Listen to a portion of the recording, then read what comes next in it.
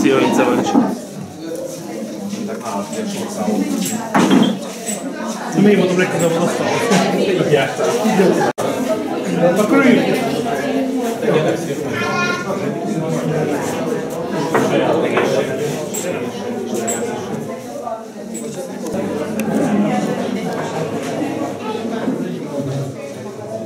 Nem mertek eljönni. Keveset. Már hogy kettőnk egyet csinálnak, hogy nagyon mondtam neki, hogy nem. Apa, ott van a latpohár. Nagyon szép. A kollégáimat is egyet tudod tétáltok meg a volt. Tényleg nézzük, hogy gyönyörű. Csávi, cijáncsos. Jó, hogy fedek el. Ja, hogy ilyen ipari társadalom van.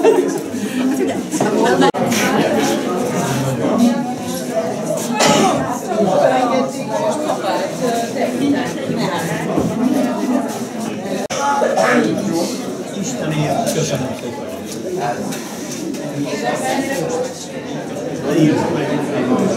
Köszönöm szépen.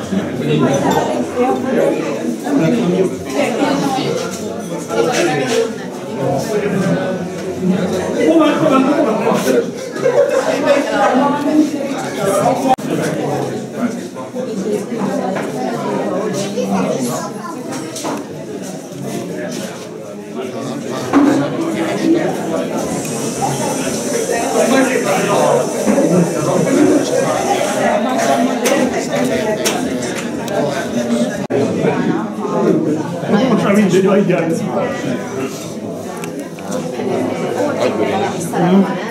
Meg az erre állt rá egyébként. Azok is volt.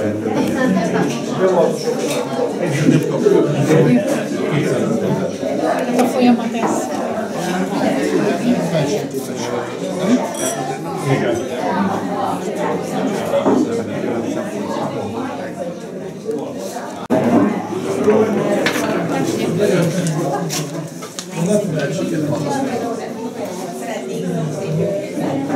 Majdnem idegettem a bandát.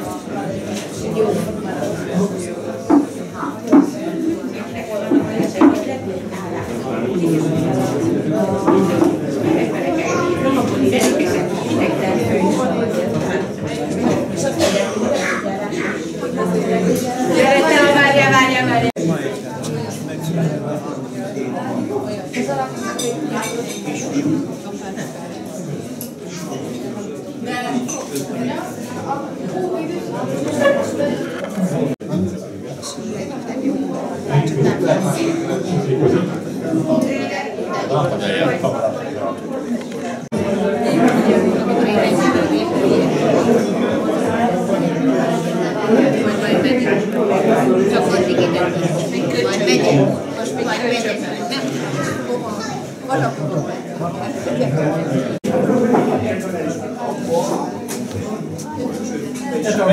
Be is ült.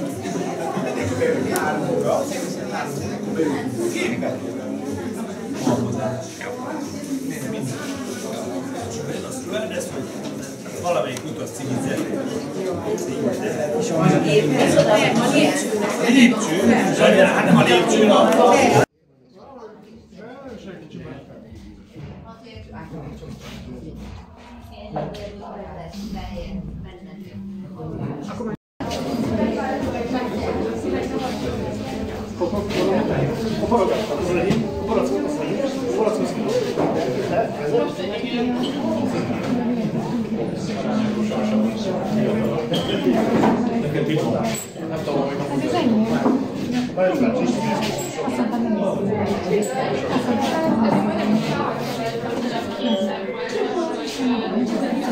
Szeretettel köszöntünk benneteket.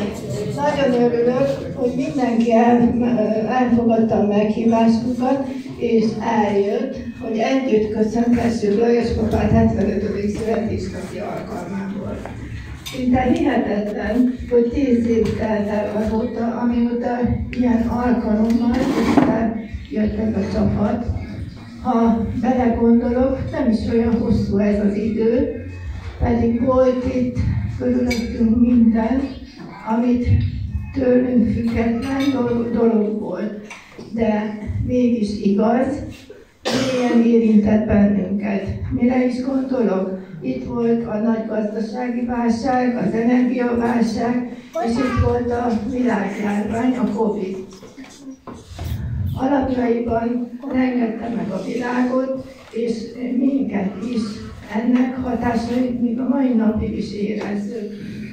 10 éve, a 10 év alatt az unokáink felnőttek. Van, aki most védi meg a diplomáját, van egy főiskolásunk, több középiskolába jár, van még egy általános iskolás diákunk is. Nagyon szeretek nagyospapával golfizni. Ezek az együttlétek most már kevesebbek. Annak örülök, hogy egy ilyen nagyon nagyszerű családban lehetünk, nagyszerű család tagjai lehetünk, időt, fáradtságot nem kimélve az idei évben már köszöntöttük Margót 70., Zsófit és Álit 20., Zsuskát és Márkot és Germánot 40., Maját pedig 50. születésnapján. Most is kívánom, hogy mindenki érezze jól magát, beszélgessetek jókat, mulassatok. A lényeg az, hogy jól érezzétek magatokat.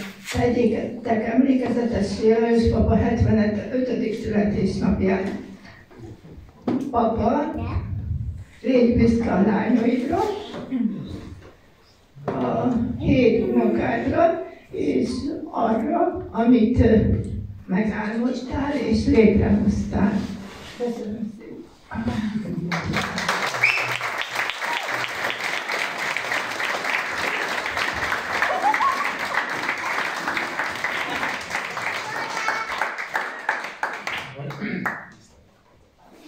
Nagyon szépen köszönöm, hogy eljöttetek. Az ember egy kicsit annak ellenére, hogy ember készült rá, de az ember nehezebben tud megszólalni. És azt hiszem, hogy este még lesz idő beszélgetni erről. Köszönöm a gyerekeimnek, elsősorban a feleségemnek, aki 50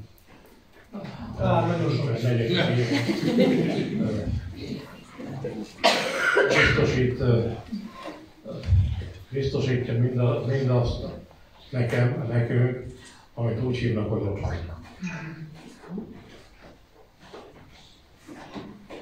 Nagyon szépen köszönöm. Azt, hogy az idő eljárt felettünk, hogy nagyon sokat fogunk még beszélgetni, ahogy hívják van. Én örülök, hogy ezt megéltem. Ahogy megéltük, az ember néha fogja a fejét, hogy nézd már. Most, de inkább nem mondok neveket. Tehát most voltunk az esküvőjén, a 18 éves a lánya. És most sorolhatnám. Még egyszer köszönöm, hogy eljöttünk. Külön köszönöm a nevemnek, hogy ezt az 53 évet kibírta velünk. És tulajdonképpen biztosította azt, hogy ott volt, biztosította azt, hogy család. Ettől többet azt mondom, hogy nem kívánok.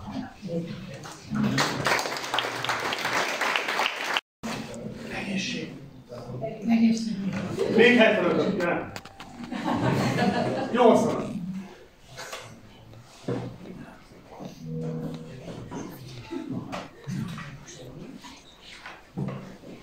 Bár 75 évességük van közöttünk, és maradjál is meg sokáig. Gratulálok.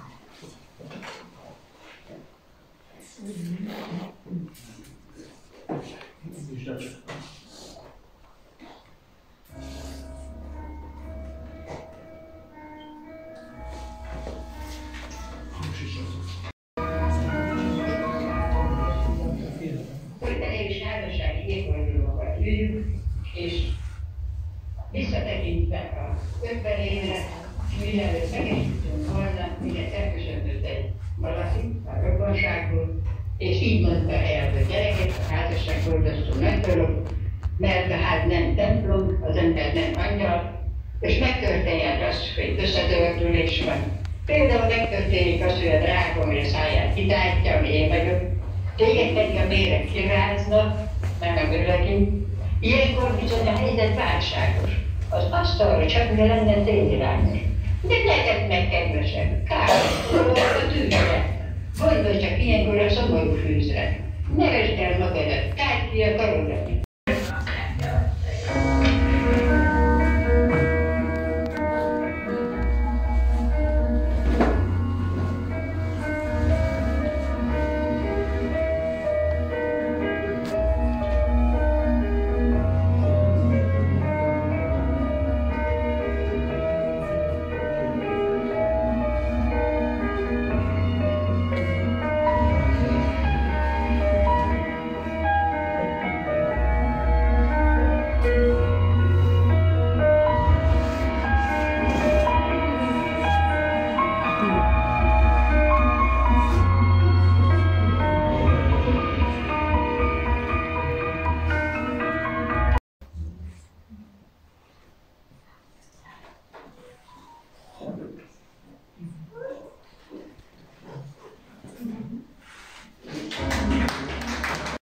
Születésnapot kívánjuk, hogy legyen még sok ilyen szép napod.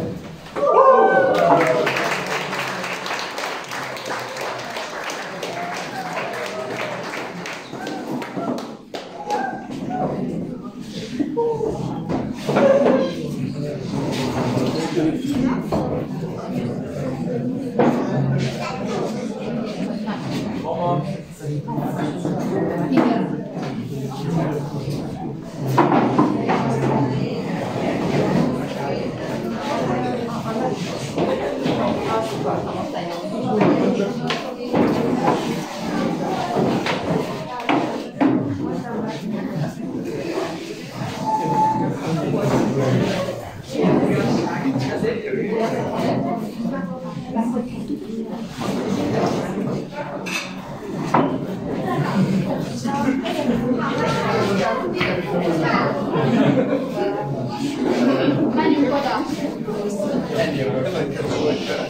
De nem inkább elmondom.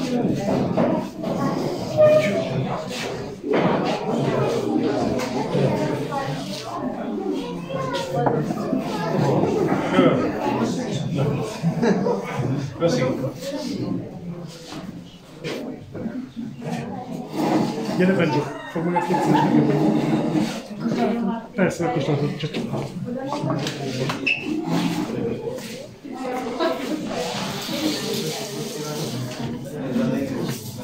Én mit tudjuk nehéz? Jaj, még nem kell.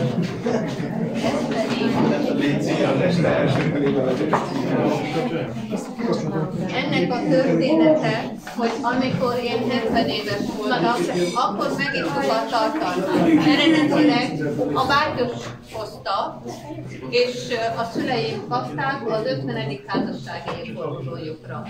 Most pedig nagyon nagy szeretettel továbbadjuk, és kívánjuk, hogy még nagyon-nagyon sokáig élvezzük, és együtt lehessünk, és együtt is majd meg a tartalmát. 90 évesen megint. Isten éltessen nagyon-nagyon sokáig.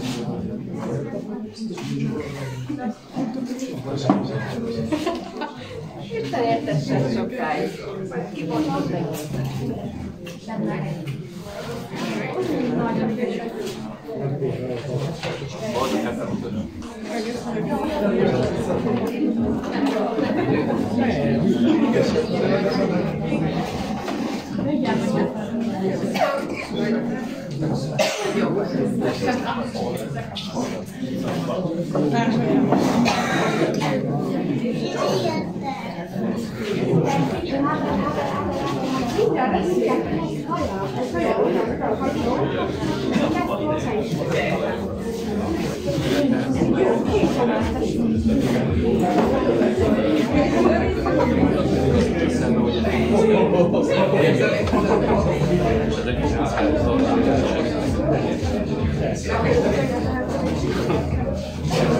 Tudod, hogy a végére? nagyon aktív.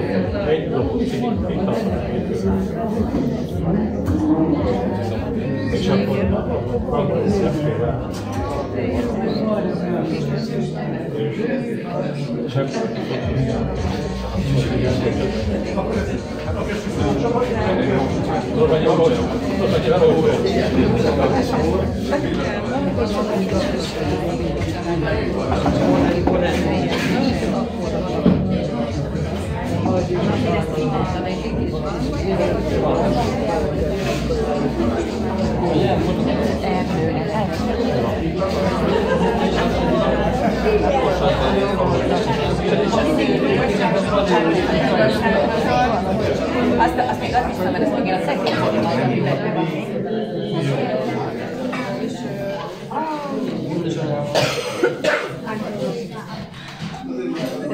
Ez Ákos saját keze munkája, amit Ákos gravírozta neked. Mihez nem ért?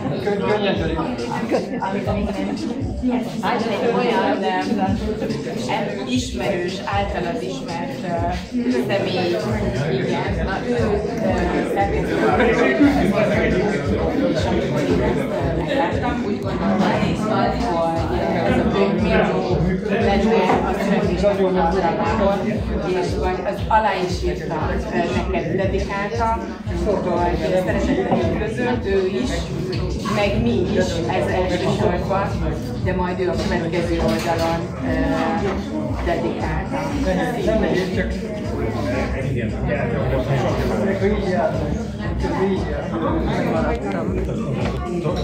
Végül még tovább kell állni. Igen, így van.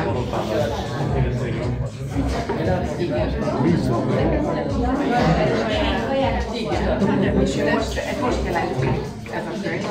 Ez egy kadő októberben jelent meg ez a könyv. Ez Boros Picékről, ahonnan származol, annak a gyökerei van. Sok szeretettel meg a családot.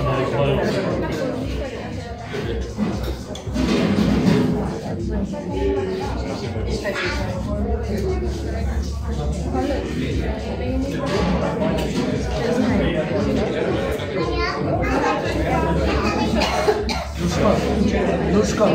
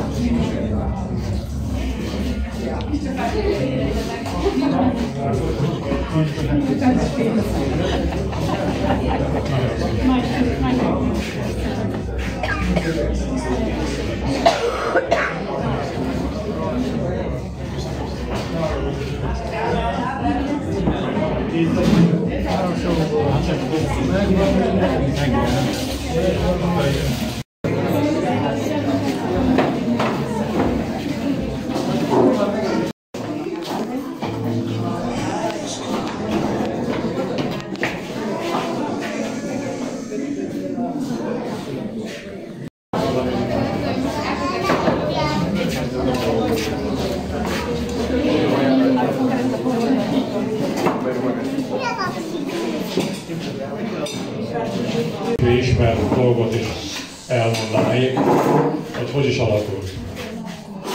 Ugye nyilván ebben szerepel a papírok, 1949. decemberében születtem Sárospatakon. A szüleim akkor a Páterhamokon a Búzatanyán laktak.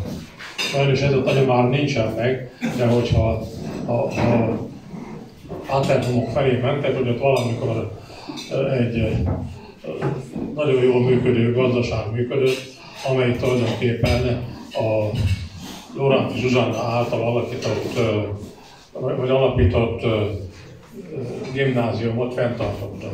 Egyébként nem tudom mennyire ismeritek, de ugye korábban, addig még nem államosították, addig 2 ilyen birtok volt a Bodrog közben, ahol Lóránti Zsuzsanna alapított. Egyik Páterhamokon, a másikat olvasnak pedig nem jut eszedbe, hogy hol. A lényeg az, hogy innét ugye a Páterhamokról bekerültünk abba a szülői házba, ahol édesanyám, ahol mi felnőttünk, és hát még ki nem haltak a szülők, addig laktak. Ehhez hozzátartozik az is, hogy édesapám ebben az időszakban kapott egy nagyon erős megfázást és TBC-t. És nem volt neki szabad fizikailag dolgozni, ezért elkezdett kertészkedni, paprikával foglalkozni, és azt hiszem 1952 volt az, amikor korán tavasszal ugye mindenki kiültette a paprikát, ahogy illik, május elején valamikor. Ő megvette a maradék palántot, és az volt a szerencséje, hogy nem ültette ki, mert hát azért a rádió akkor is, ugye, ha más nem, a Kossuth és a Petőfi szólt, hogy a fagyos szenteket ígért, és hát ezt a palántot ő akkor az istállóba lerakta, és a fagyok után rakta ki. Az, aki korábban kiültette, annak mind elfagyott, és tulajdonképpen ez az év hozott neki olyan termést, hogy gyakorlatilag egy év terméséből döntően meg tudták venni azt a családi házat, ahol később laktunk. Mindennek az ára akkor 42 000 forint volt. Szóval látjátok, az ember ilyen apró dolgokra emlékszik. Én itt jártam iskolába, hát nem rontom, hogy hívják, mondjuk úgy, hogy az általános iskolában is, illetve a középiskolában is, ugye változó sikerekkel végeztem. De lényeg az, hogy az újhelyi kertészeti technikumot már jó végzettséggel érettségiztem le.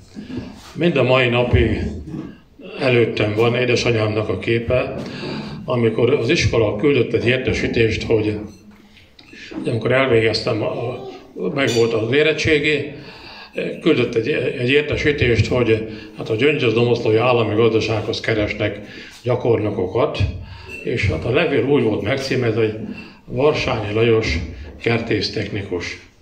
Mind a mai napig édesanyámnak azt a büszkeségét, ragyogását, amit ő ebből levont, mind a mai napig ez bennem maradt. Na hát eljött, hogy hívják, hogy leérettségiztünk, de annak ellenére, hogy ők kertészkedéssel foglalkoztak, én kertészeti technikumban végeztem, annak ellenére, hogy ott a közelben nem nagyon volt hely, elkerültem Gyöngyösbe.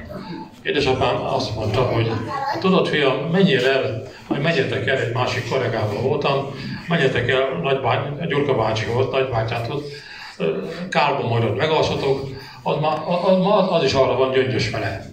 Hát körülbelül ennyit tudtunk róla.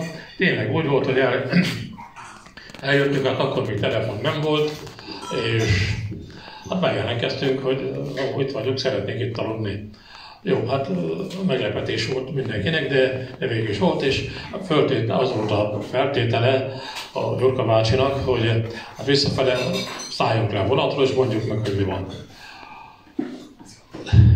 Gyöngyösön a Kósik István, erre a névre még vissza fogok térni, főkertész fogadott bennünket, és mondta, hogy hát tulajdonképpen 3 főt szeretnének fölvenni, 1 főt a kompóti pincéhez, 2 főt pedig a szőlőbe, olyan területekre. Elmondta, hogy hát igen, mi kiemelt fizetést fogunk kapni, mert a gyakorlati fizetés akkor 900 forint volt, de minket szakmunkás bérrel vesznek fel, ez akkor 6 forint per óra volt, de akkor még ugye más volt, tehát ez 1200 forintot jelentett, mekkora különbség.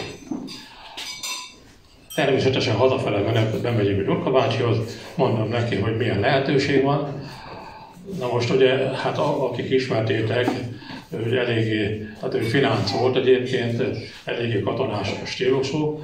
Na, az a gyerek azt mondja, menj haza, mondd meg apádnak, hogy én intézem, hogy te fogsz ide kerülni Kompoltra, ez Kártól 2 kilométerre van, itt fogsz lakni nálunk, a többit intézem. Jó. És úgy alakult, ahogy hívják, hogy ez valamikor június közepén volt, de feltétel volt, hogy július 1-ével kezdeni kell, mert a pincevezető akkor már 2 éve nem volt szabadságra, nősült, és hát kellett neki. Úgyhogy hát tulajdonképpen 2 vagy 3 hetet dolgoztunk együtt, ideadták a pincekulcsot, 3 vagy 4 ember dolgozott a pincénél, azt csináld. Amikor az Ország Zoltánnak hívták, amikor letelt a szabadság, kezdődött a szünet, egy alkalommal megjelenik a főbarác, hogy na, Lajos azt mondja, menjél haza, pakoljál össze, mert béreltünk Csányba egy pincét, és kapsz még egy embert, és ezt a pincét részben rendbe kell tenni, hogy oda szállítjuk a bort. Nem ám, hogy mit szólsz hozzá, vagy akarok-e, vagy egyáltalán, hanem itt a kocsinak a kulcsa, egy varszava volt, menjél haza, szedd össze a cuccodat, és majd hétvégén hazajössz. Tényleg, tehát így is volt, hogy, de ugye nekem MHS-nél ugye elvégeztem a hivatásos, megszereztem a hivatásos jogsít, na most utána ugye rákövet februárban ugye vonultam katonának, hát ez egy kicsit már szervezet volt, hogy Kálba kerüljek, ahogy hívják van, és hát ugye időközben megismerkedtünk szintén a szemben lévő szomszéd unokatestvérével, ugye akkor végzett másodikból a gimnáziumból, aki később az érettség ide, ballagásra ugye eljegyeztem. De lényeg az, hogy amikor leszereltem 71-ben, februárban, áprilisban meg volt az esküvő, és utána 72-től Gyöngyösre jártam, akkor indult egy palackozó üzem az állami gazdaság keretén belül, a főiskolával közösen. A főborász mondta, hogy na Lajos, gyere, mondta a név szerint, a dr. Dola Bence, hogy ő a palackozó vezető, te leszel a művezető, de a te feladat figyeljön mindenre, mert benned megbízunk. Volt egy csomó gép, amit ki kellett csomagolni, összerakni, és hát tulajdonképpen 2 évig jártam Gyöngyösre, amikor kaptam egy ajánlatot az ottani munka alapján, hogy ha számoljátok, akkor mondjuk épp 25 éves voltam, hogy hát Verberéten a Voszk épít egy palackozót, és oda kerestek vezetőt, hogy hát érdekel-e. Hogy ne érdekelne, nem tudom, de van. Érdekel legalábbis, mert hát ugye ott kerestem 2400 forintot, itt meg 3600-at ígértek, meg kocsi használatot.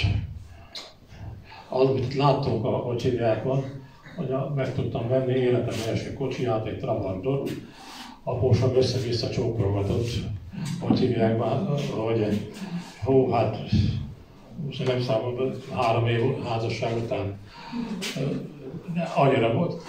A 46.600 forintos Trabantot egy éves korában 10.000 kilométerrel 52.000 forintért sikerült megvenni. Sajnos meghalt a gazdája a sír. 74. május 1-ével kerültem a VOSZ-hoz. Mondták, hogy a TS irodalom mellett van ott egy építkezés, az lesz a palackozó üzem, akkor ha meg tudok egyezni, akkor te leszel ott a vezető. A gépek ott vannak az udvarommal lerakva, meg az építkezés folyik, ettől kezdve csináld. Na most egyik sztori benne, hogy akkor volt az idősebbek lehet, hogy emlékeznek, egy nyers, fehér, acél program, ez 3 politikusnak a neve, és akkor volt egy ilyen fiatalitási program, és hát engem, mint fiatalt vettek fel, hát ilyen üzemvezetőjének 25 évesen, hát tényleg elég fiatal, kicsit úgy voltam vele, mint a cigányróva, nem vákasz, hanem vakmerő. Lényeg, hogy ezt elvállaltam, és sikerült beindítani úgy, hogy a következő fél évétől már 2 műszakba termeltünk, és hát havonta 800 000, kvázi 1 millió palackot, egyebbe beleszámított az Egerműnek is. Ezt sikerült kollégákkal, hogy hívják, megoldani, és tulajdonképpen ez hogy hívják, ez megy tovább, és hál' Istennek, hogy a munkatársak között volt egy idősebb kollega, aki előtte kocsmáros volt, és azért jött el dolgozni, hogy nyugdíja is legyen, mert hát ugye abban az időszakban az utolsó 4-5 év számított. Még a középiskolában tanultuk, többek között létezett egy ilyen tantárgy vagy üzemszervezés, és akkor, hát ugye 63-tól 68-ig jártam középiskolába, majdnem azt mondtam a fiataloknak, tehát mindenkinek mondom, hogy 1960-ban volt a TS szervezés, és gyakorlatilag ezek a üzemek, hogy a 60-ban, 1960-tól szóltak. Ez egy külön történet, a TS szervezés, most ezzel nem húznám az időt, és ott egyik tanárom mondta, hogy jó gyerekek, kikerültek az életbe, hallgassátok meg, kérdezzétek meg az öreg parasztembereket egy-egy döntés előtt, nem kell megfogadni, csak amit ajánlanak, gondolkozzatok el rajta, és utána döntsetek. És ez tulajdonképpen végigkísérte az életemet, tehát mindig volt, aki tippeket adott, többek között, hogy a Csorba Károlynak hívták ezt az ember, akivel nagyon jól beszéltünk, sokan még ismerték is, és hát ő többek között beszélt arra is, hogy jó, rendben van, ugye közben ide költöztünk Verpelétre, kaptunk az önkormányzattól egy szolgálati lakást, de nem hagytak békén, de kezdjél hozzá építkezni. Hát építkezni, hát szóval egy családi az építés, azért akkor sem volt Piskóta, de végül is sikerült összerakni, hogy részben saját erő, részben munkáltatói kamatmentes kölcsön, OTP-s kölcsön, úgyhogy az a ház, amit most ismertek, és hogy hívják, annak a költségvetése akkor 360 000 forint volt. Szőröstől, bőröstől, hogy hívják, én, ha jól emlékszem, az összes nyilászárót, hogy akkor nem az volt az érdekes, hogy mennyibe kerül, lehet kapni, vagy nem. És hát azért a valuta, a bor az mindig jó valuta volt, és megemlítem, hogy sokan ismeritek a Hergelt Jóskát, aki nagyon sok évet dolgoztam együtt, többek között anyagbeszerző volt, és egy sztori, hogy hát ő ment valamit beszerezni, és akkor megkérdezi, honnét jött? Verpelétről. Szóval nem érti? Még egyszer, honnét jött? Hát Verpelétről a palackozóból. Még mindig nem értem. Szóval mit nem ért? Azt kell mondani, hogy otthonról jöttem. Mindig kell 2 üveg bort, és úgy kell bejelentkezni, otthonról jöttem, ezt keresem. És akkor halad az élet. Na, gyakorlatilag ugye 74-től 94-ig dolgoztam a Voszknál, ugye ilyen számokkal, ugye a rendszerváltáshoz közeledve, ugye minden olyan GMK és egyéb lehetőséget kihasználtunk, amivel, bocsánat, így mondom, tehát pénzt lehetett keresni. Ha kimegyünk arra, itt látunk egy nagy fémépületet, azt is a vasanyagot megvettük, és mi a kollégákkal, Targoncával, Atyirjákkal együtt szereltük össze. És bocsánat, ezen keresztül nagyon jó pénzt lehetett keresni, és azzal biztattak bennünket, ugye a rendszerváltás időszakában, ugye ez 89-94-ig, hogy magát az üzemet ilyen gebédes rendszerbe át fogják adni a dolgozóknak. Ugye erre létre is hoztuk ugye a Kerkop Kft-t, igen, működött is, csak hogy tudjuk 94-ben volt egy választás, amit ugye a korábbi párt, az MSZP nyerte meg, mindent, ami addig hívják volt, az vissza.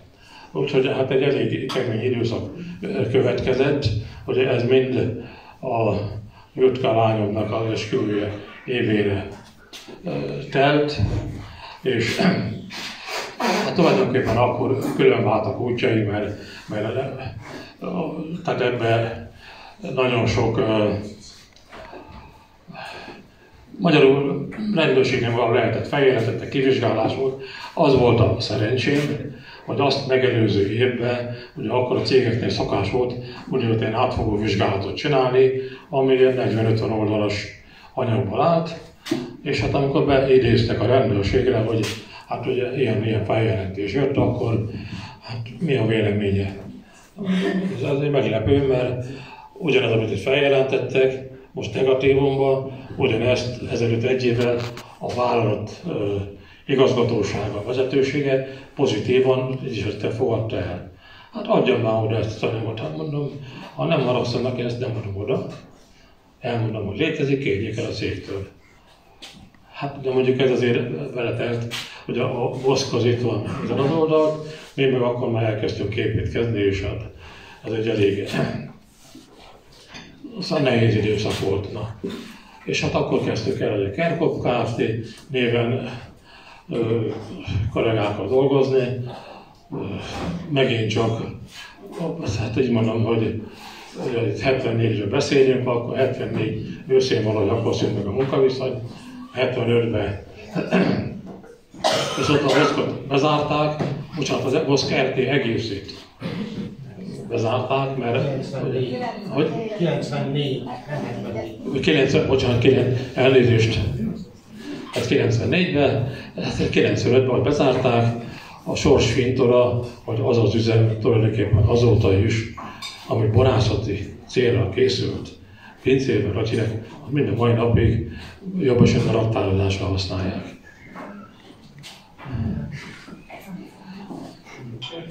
És hát sok mindent lehetne még, de úgy gondoltam, hogy az életemnek azt a részét. Ja, még egy nagyon fontos dolgot ki kell emeljek. Miért van golfautó?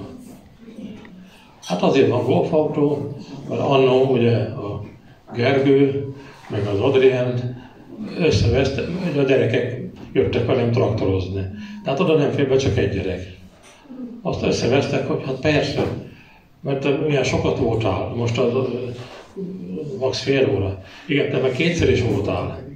És hát ezt a témát fel kell oldani, valahol beleakadtam ebbe a hirdetésbe, megvettem, hát egészen addig még, hát ugye már később a Gergő, illetve a Dorka, ők már kinőttek belőle, de jó néhány éven keresztül a vasárnap délelőtti program az volt, tök mindegy, hogy tél volt, vagy nyár volt, vagy hogy hívják van, mi mentünk golfizni, fagyizni, őzikét nézni, sokfelé. A Bené, a legkisebb, ő 2 éves volt, amikor kikövetelte, hogy ő is vezet. Jó, hát gyerünk, ülj az ölembe, és akkor, hát hogy a hóna alatt próbáltam fogni a kormányt, azt még fogta, rám nézett, papa, hát én vezetek. És hát ilyen élmények vannak, akkor napjainkban többször elmondom, hogy ez Judithoz kötődik, és tulajdonképpen ezzel az életem, vagy hogy hívják a mondókám, ugye óvodában járt, hát az nem most volt. És hát ott beszélgettek, hogy Juditkám, hát a te apukád hol dolgozik? Hol? Hát a palackozóban. És hát mit dolgozik őt? Hát nem dolgozott semmit, csak sétál meg beszélget. Ugye most, hogy nyugdíjasként bejárok, hogy csak ez, csak az, csak amaz, azt eljött a dél. Azért, és akkor mit csináltam? Na hát ennyit szerettem volna elmondani, még lehet, hogy sok mindent. Ja igen, kaptam egy ajándékból, többek között egy fogpiszkáló adagolót. Mert hát ugye ez is hozzám tartozott, hát gyakorlatilag ehhez az köthető, hogy úgy mondom, hogy aktívabb koromban elég aktív dohányos voltam.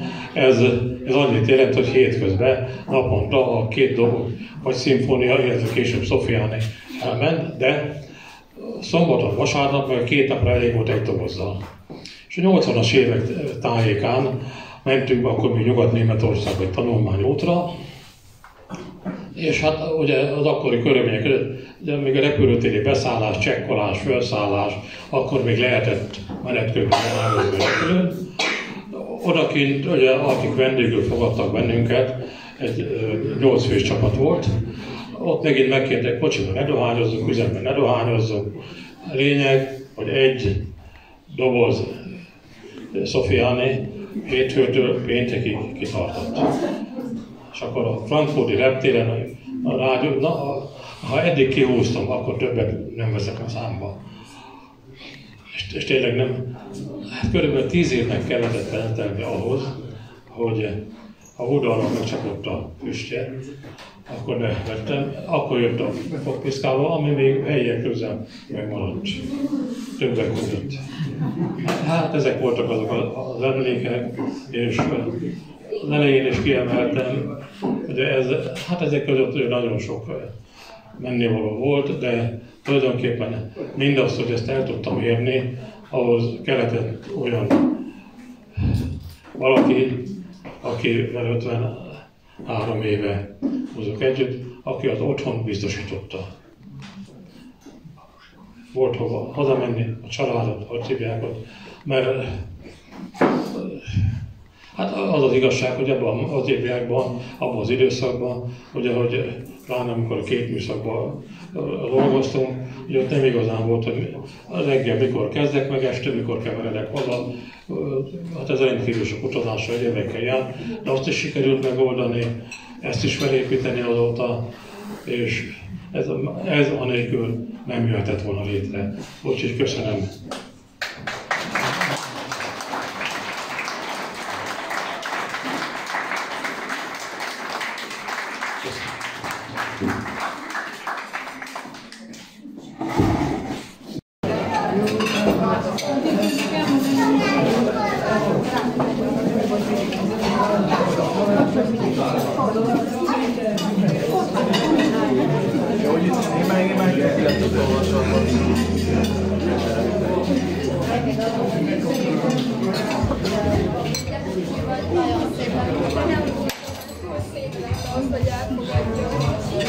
Ezt is el kell volna mondanom, hogy esetleg ebből is lehet tanulni. Tulajdonképpen 2 dolgot szeretnék az életemből még kiemelni. Az egyik az, hogy említettem, hogy édesapámat, hogy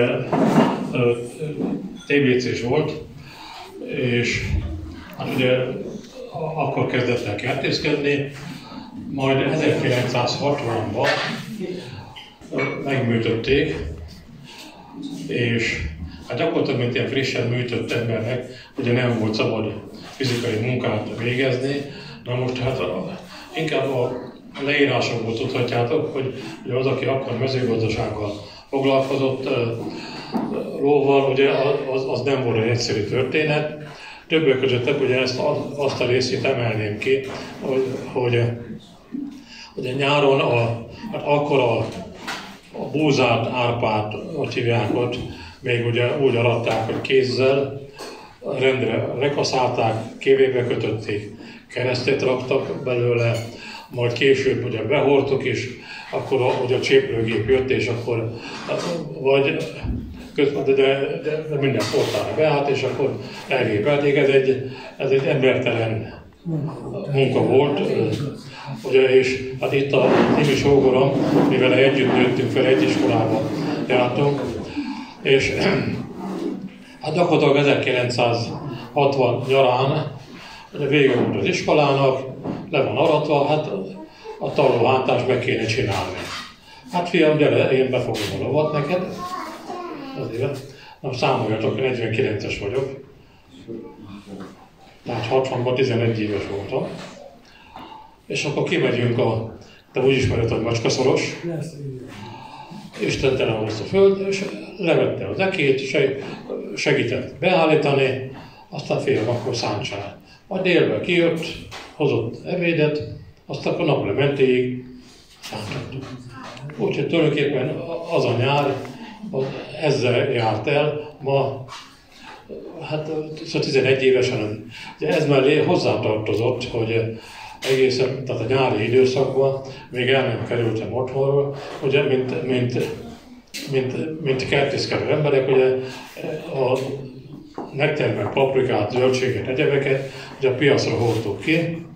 Hát ahhoz, hogy a piacon, szerintem most is így van, hogy a piacon megkapja azt a helyet, ahol tud árulni, ahhoz fél hatra ott kellett lenni. Ahhoz, hogy fél hatra ott legyél, azt hiszem az egyik lovunk a Lepke volt, tehát akkor úgy működött, hogy nekünk is, meg egy másik gazdának is volt lova, volt, ami munkára összefogtunk egyébként, meg egyet. Tehát lényeg az, hogy a patakon ment, volt a piac szerdán és szombaton, úgy tudom, most is ott van, ott hívják, előző este elkészítettük, hát akkor a lovaskocsival szépen fölballalni, ott lerakni, ugye nagyon álmos voltam mindig. De akkor mindig azt mondom, ha hazajövök, akkor átálloztak, hogy na csak ez elmúlt. Ha meg Újhelyben mentünk, az 12 kilométer, hát akkor fél kettőkor kellett fölkelni. Megint a kocsi elkel, ugye, akkor még ugye lehet, hogy egyik másik emlékszik, hogy a betonút volt, hogy a betonút ez nem tudom hány méter dilettálva volt, és akkor na, de hát és hát tulajdonképpen azt kell mondjam, hogy hál' Istennek, hogy a világ annyit fejlődött, hogy a mai gyerekeinknek ilyen elfoglaltságuk már nincsen. Annyiból viszont jó volt, hogy nem volt kérdés, tehát azt a jószágot rendbe kellett tartani, enni kellett adni időbe, itatni kellett. De nagyon sokat felvetették nekem, hogy hát a golfautó helyett, hát miért nem vettem egy pár pónit. Azért mondom, gyerekek, ha lesz olyan póni, amiről le lehet venni a gyújtást, akkor veszek. De más nem. A másik téma, amit végülis úgy gondolom, hogy elmondom, ami alapvetően hozzá segített, vagy a tanulságából rendkívül sokat tanultam, de hát az életnek ugye nem csak fényes oldalai voltak, hanem árnyoldalai. 1976-ban a cégünk, a Voszk vásárolt egy maszek termelőtől 800 hektolitert. Ez akkor egy magántermelőtől ez egy elképzelhetetlen nagyság volt. Nem ezzel volt a probléma, hanem azzal, hogy az utolsó tételnél hát belekerült egy ecetes seprőtétel, és hát gyakorlatilag ezért engem akartak felelőssé tenni. Hát nyilván ez rendőrséghez került, ugye kijöttek etc. a cégtől a jogász, és akkor a cégnek a jogásza félrehívott, mondta, hogy figyelj, de ez nem reménytelen részedről, de én azt tudom javasolni, tekintve, hogy nekem, mármint neki, de a céget kell képviselni, hogy keressél egy jó ügyvédet. Jó. A Farkas Jóska bácsi, egyik Verparéten a Pálinkás Jóska bácsi. Őt kerestem meg, ő volt a családnak egy régi barátja, hogy hát Józsi bácsi, ilyen azért kaptam, és hát azt javasolták még, vagy azt hívják be, hogy hát ha ez ügy, akkor ez úgyse Heves megyébe zajlik, hanem lehetőleg keresek majd pesti ügyvédet. Azt van nekem egy ismerősöm, egy pesti ügyvéd, aki nagyon dörvölt, holnap megkeressük. A nevén kívül, meg azt, hogy Pesten lakik, semmit nem tudtunk róla. Beültünk másnap a Trabantba, amit itt láttunk. Felmentünk, Pesten a Tököli úton, ahogy beérünk ott a Kereti mellett, akkor volt egy ügyvédi iroda. Na állj meg, azt mondja. Bement, nem sokára jövök kifele, aztán megvan, Szalai utca, akármennyi, 2-es számú munkaközösség. Menjünk el oda. Elmentünk, hát akkor még csak térgebb egy GPS ilyesmi nem nagyon volt. Megtaláltuk, nem mondják, hogy gond van, mert hát már az ügyvéd már 2 éve nyugdíjas, de megadták a lakás címét. Ez a Visegrádi utca akármennyi. Elmentünk oda, hát csöng, megvan a névtábla, azért nem. Végül is valamelyik szomszéd mondta, hogy hát nincsenek itthon, de a felesége a fővárosi bíróságon dolgozik, megadta a címet, menjünk el oda. Elmentünk oda, megtalálta a feleségét, ugye ő ment, mondta, hogy menjenek nyugodtan haza. Hogy hívják, most már otthon kell lenni. De 2 öreg nagyon meg is örült egymásnak, azért, na hát akkor mi a probléma? Elmondtam, hogy mi a gond. Azt mondja, a kis muncottak, azt mondja, hogy valahogy így mondta, hogy rád akarják kenni, ahogy hívják ott. Azt mondja, de nem baj. Azt mondja, hogy ott leszünk. Azt mondja, figyelj ide, azt mondja. Ez úgy fog történni, hogy először meghallgatlak, mint tanút. Arra vigyázz, hogy hívják be, hogy valótlan nem mondjál, legfeljebb nem emlékszel rá, mert az azért lehet.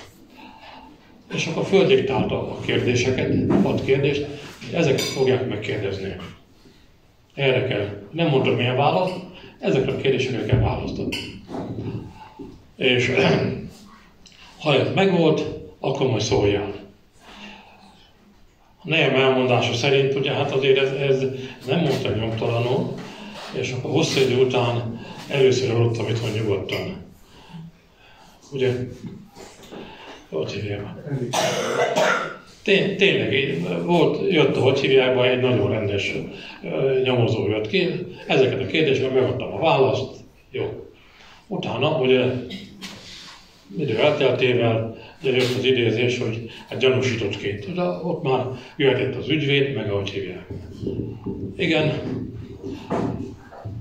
Jött az ügyvéd, bementünk a ügyészségre, vagy rendőrségre, bocsánat.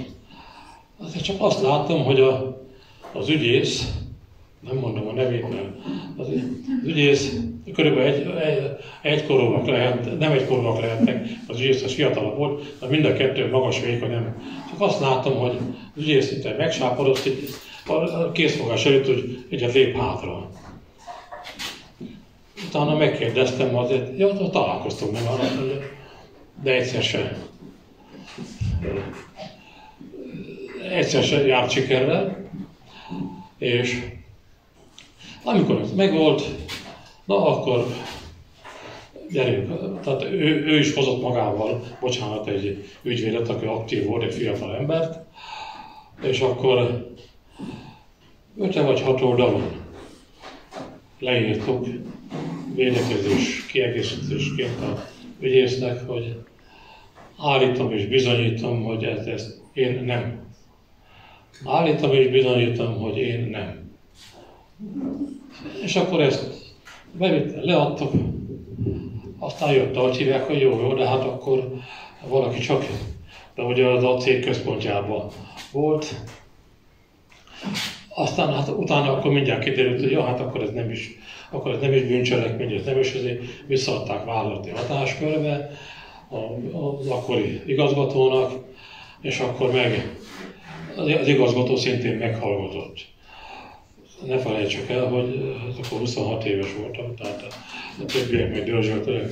És akkor hát mi a válasz? Hát, nézze, én tételes mulasztást nem tudok elkövetni, de úgy, mint az egység vezetője, felelősséggel tartozom. Úgyhogy kaptam egy dörgedelmes levelet, fegyelmit, ha szabad így mondani, ahol a teljes évi nyereség részesedésemet megvonták, ami akkor volt 1200 vagy 1400 forint. Természetesen mellette a vezetőnek járó prémiumot, a 35 000 forintot kifizették. A másik fél, ő megfellebbezte, mert ő nem, ő megkapta az 1200 forintját, de hogy hívják, hogy nem. És tulajdonképpen ezzel az is járt, hogy végül is azt kell mondjam, hogy egy nagyon jó iskola volt a későbbieket tekintve, mert beszélgetés közben is elmondott, hogy abban megerősített nagyon, hogy hívják, hát ugye, aki most hasonló beosztásban dolgozott, de a főnökei hát, megpróbáltak bizonyos irányba orientálni. És hát volt később is ilyen főnökem, akivel el is váltak, és akkor mondtam, de nem az előtte is, hogy hát tisztázunk valamit. Ebbe a kérdésbe te véleményt kértél tőlem, vagy döntést? Ha véleményt kértél, ez a véleményem, és te úgy döntesz, hogy te akarsz, és az lesz végrehajtva. Ha ebbe a kérdésben, ha én hozom a döntést, ezért én így döntök. Pont. Ne keverjük össze kettőt. Erre mondtam azt, hogy elnézést a fiataloktól, vagy gyerekektől, gyerekek szűzen baszni nem lehet. Mondtam. Na elnézést, ezt a két sztorit még szerettem volna elmondani, mert lehet, hogy a gyerekeim is, amit tudják, mi nagyon sok minden ilyen lehetett, de hát azért a 75-50 év alatt, 51 néhány év, nagyon sok. De azért néhány dolog történt, ami az embert azért úgy meg is edzette. Hogy hívják, tehát nem csak a napsütött, hanem voltak a tárgyékos részek, de azt is sikerült túlélni. Megint csak hozzáteszem, hogy igen, segítséggel volt hova hazamenni. Köszönöm szépen! Boldog, boldog, boldog születésnapot! Kívánjuk, hogy legyen még sok ilyen szép napot!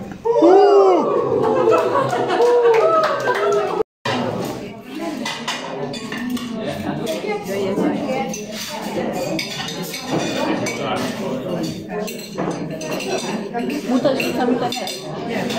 Szülő? Egy happy?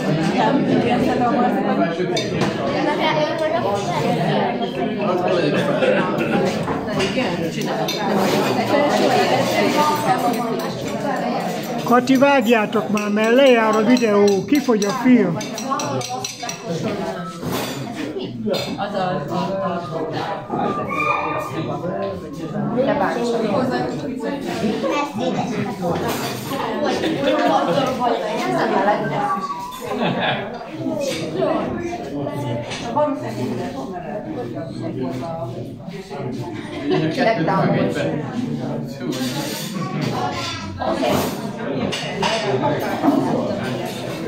Luca?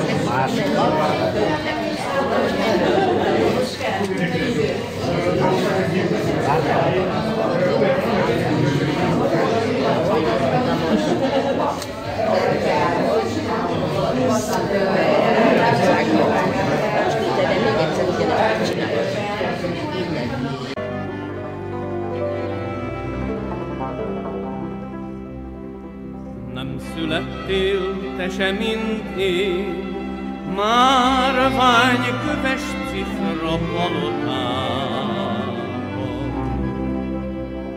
Ott nevelt az édesanyád, fedeles kis falusi házban.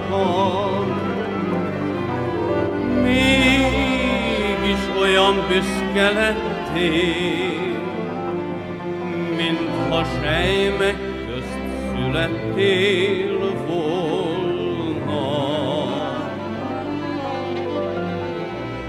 Mintha neked ez a világ lábad elé csak rózsákat szórna.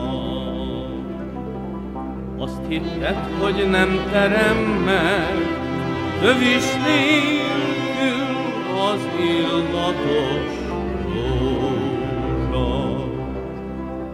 Mindenféle szerelemmel, sűrű könyv és bánat az adója.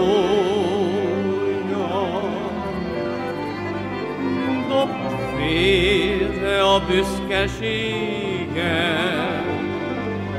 szeresd azt, ki majd meghal utána. Akinek a rózsafáján nem terem más, csak tövis és bánat. Dobd félre a büszkeséget, szeresd azt, ki majd meghal utána. Akinek a rózsafáján nem terem